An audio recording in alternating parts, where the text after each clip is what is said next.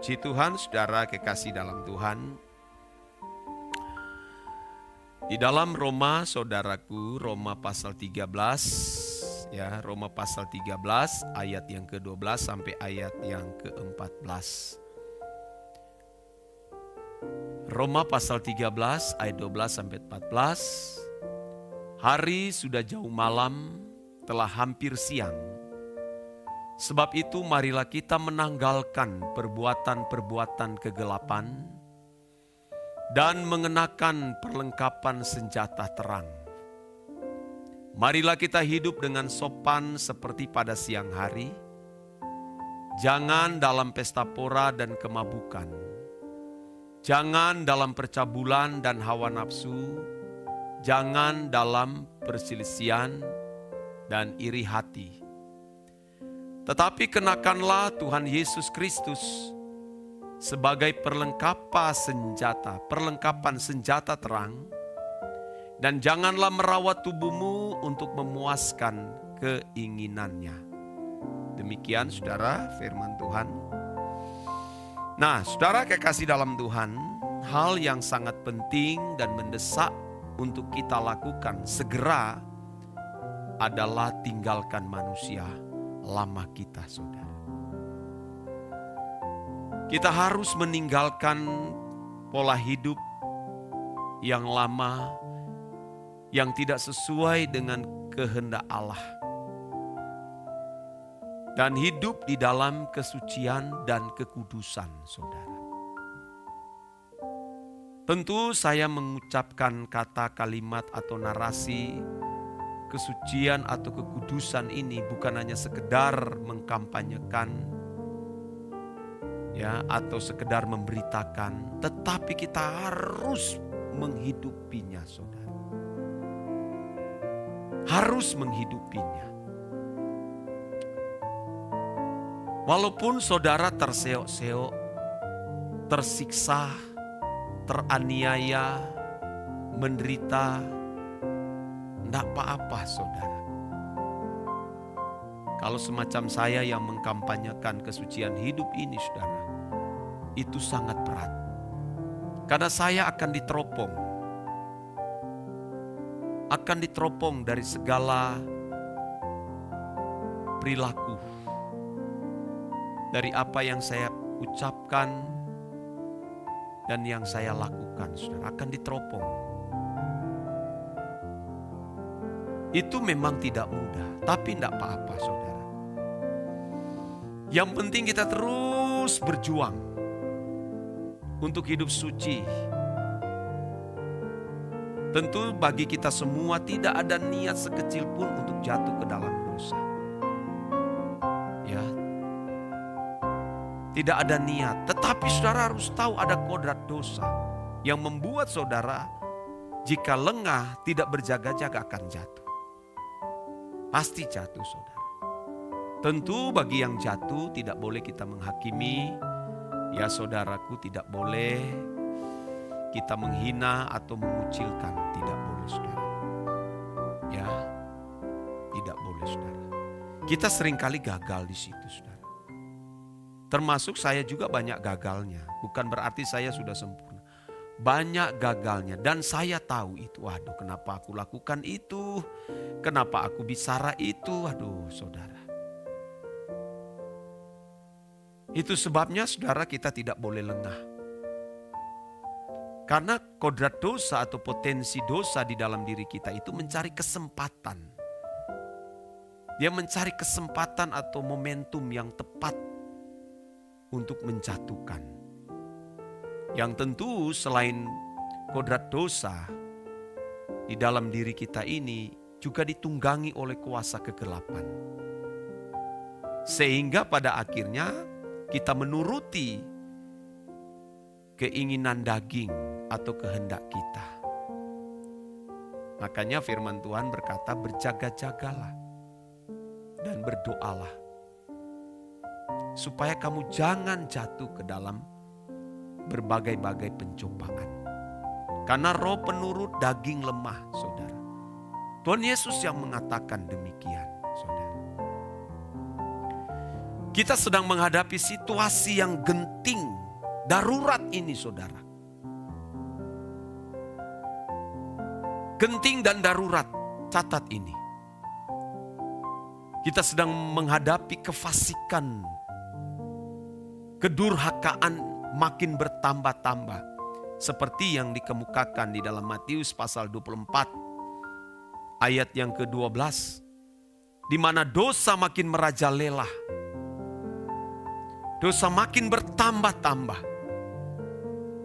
Coba kita baca Matius 24 ayat 12. Terjemahan baru berkata demikian. Dan karena makin bertambahnya kedurhakaan, maka kasih kebanyakan orang akan menjadi dingin.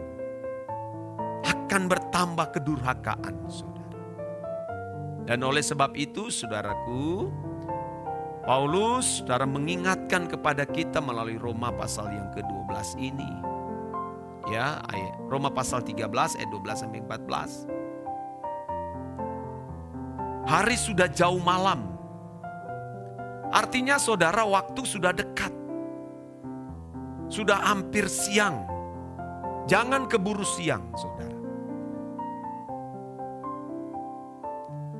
Jangan keburu meninggal dunia. Atau keburu Tuhan datang. Terang itu Tuhan, sumber terang itu keburu datang baru kita ngeh. Baru kita sadar, saudara. Itu sudah terlambat. Terlambat. Jangan sekali-sekali menunda, saudara. Jangan sekali-kali menunda pertobatan kita. Ingat, pertobatan ini bukan hanya sekedar meninggalkan pelanggaran moral umum. Tapi pertobatan yang sesungguhnya adalah bagaimana seseorang mengalami perubahan karakter, perubahan cara berpikir, dari cara hidup anak-anak dunia dan mengenakan cara berpikir bangsawan sorgawi atau anak-anak yang hidup di dalam terang. Dari segala gerak pikiran, perkataan yang kita ucapkan dan yang kita lakukan benar-benar sesuai dengan pikiran dan perasaan Allah. Kita harus benar-benar mengalami perubahan karakter. Jangan menunda, saudaraku. Jangan sudah habis waktu. Terlambat, saudaraku. Mumpung kita masih diberi kesempatan oleh Tuhan, jangan sampai saudara tertidur rohani. Rohani saudara harus terbangun, terjaga, harus bangkit. Karena dunia ini bisa meninabobokan, membuat rohani kita tertidur dengan segala kesenangan dan kenikmatan sesaat, saudara. Jangan sampai terjebak. Tinggalkan perbuatan-perbuatan yang gelap, seperti yang dikemukakan di dalam ayat 12b ya sampai 13. Sebab itu marilah kita menanggalkan perbuatan-perbuatan kegelapan dan mengenakan perlengkapan senjata terang. Ya. Jadi Paulus juga menyebut jangan sampai hidup di dalam pesta pora dan kemabukan, percabulan dan hawa nafsu, perselisihan dan iri hati.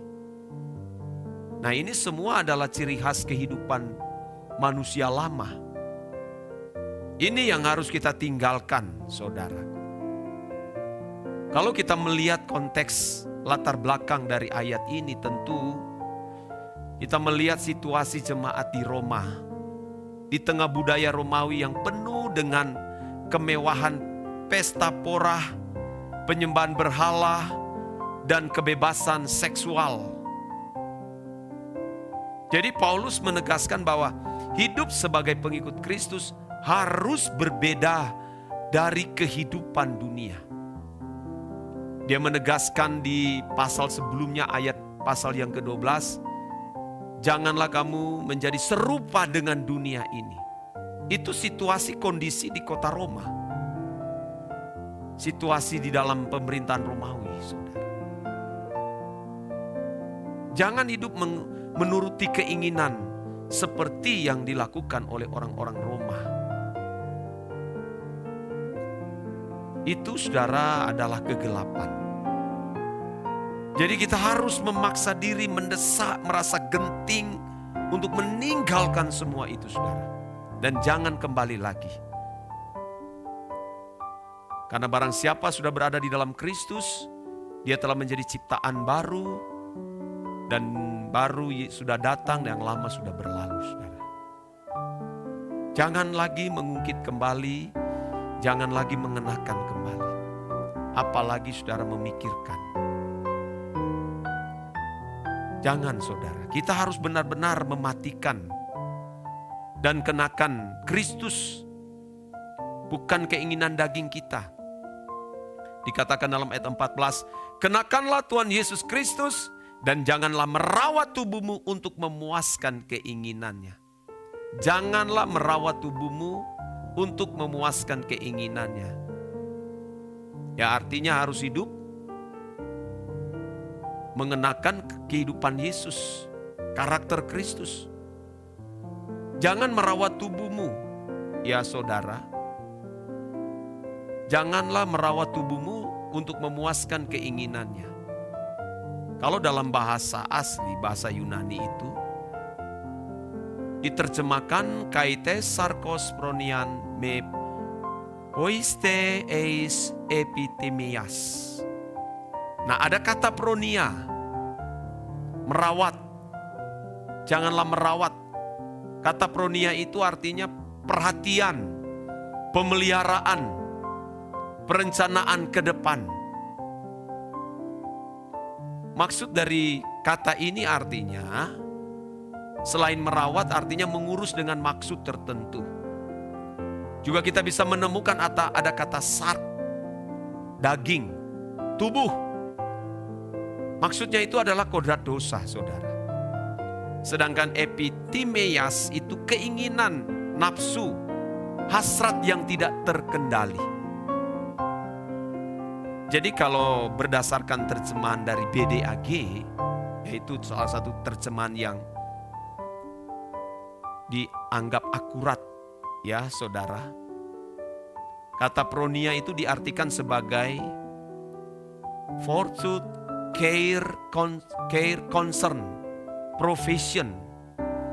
Jadi arti dari frasa ini, jangan merencanakan atau memberi perhatian pada daging untuk memuaskan keinginannya. Jadi Paulus tidak mengatakan untuk mengabaikan tubuh secara fisik, ya, lalu tidak dirawat, tidak perlu mandi, tidak perlu ganti pakaian, tidak perlu berdandan.